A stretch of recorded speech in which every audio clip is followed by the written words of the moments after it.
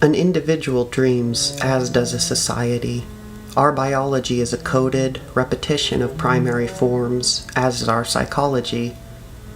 The archetypal structure is one whose origins are our very own, whose use is simultaneously objective and subjective, like a coiled arm of DNA, made up of its 4 building blocks, but arranged differently from one organism to the next.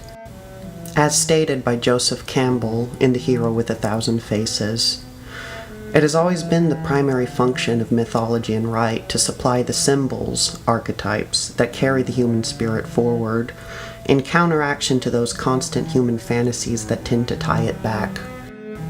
Archetypal structure is embedded within every human. The problem at hand is, where is it located? The individual unconscious is exposed through dreaming to archetypes littered in subjective experience, which dissolve to serve personal fantasy. The collective unconscious is exposed through mythology, which is story told and retold from ancient to contemporary humanity, and it has been filtered.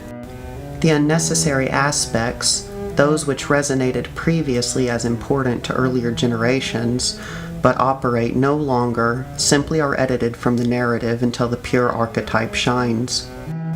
Additives to structure come and go as various cultures respond to various frequencies, but as long as the archetypes prosper, the mythos serves its purpose. To quote Campbell once again, "It may well be that the very high incidence of neuroticism among ourselves follows from the decline among us of such effective spiritual aid. We remain fixated to the unexercised images of our infancy, and hence disinclined to the necessary passages of our adulthood. In the United States there is even a pathos of inverted emphasis. The goal is not to grow old, but to remain young, not to mature away from the mother, but to cleave to her." Historian and critic Donald Cuspitt rails against the neurotic fetishistic obsessions of postmodern art, where aesthetics are replaced by the abject and the conceptual in an unseemly inversion. Nevertheless, Campbell considers the inversion courageous. As he states, "Modern literature and art is devoted in great measure to a courageous, open-eyed observation of the sickeningly broken figurations that abound before us, around us, and within us.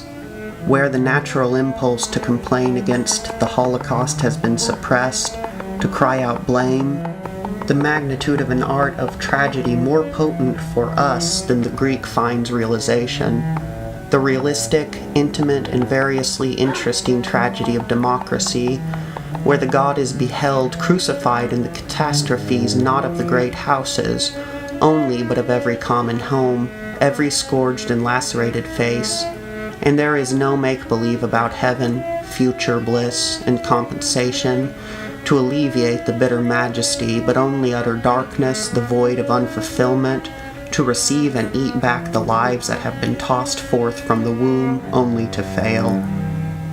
Here is the reality of a culture without mythos, of one without a guide. A guide is necessary to traverse the unspeakable tragedies and comedies of human existence. The Christian mythology the West follows is sick and revels in the personalized fantasies of the neurotic culture, unable to recognize the difference between archetype and self-invention. The task is to pull forward again the ancient truths at hand. Once again from Campbell, "Furthermore, we have not even to risk the adventure alone, for the heroes of all time have gone before us. The labyrinth is thoroughly known. We have only to follow the thread of the hero path. And where we had thought to find an abomination, we shall find a god. Where we had thought to slay another, we shall slay ourselves. Where we had thought to travel outward, we shall come to the center of our own existence. Where we had thought to be alone, we shall be with all the world."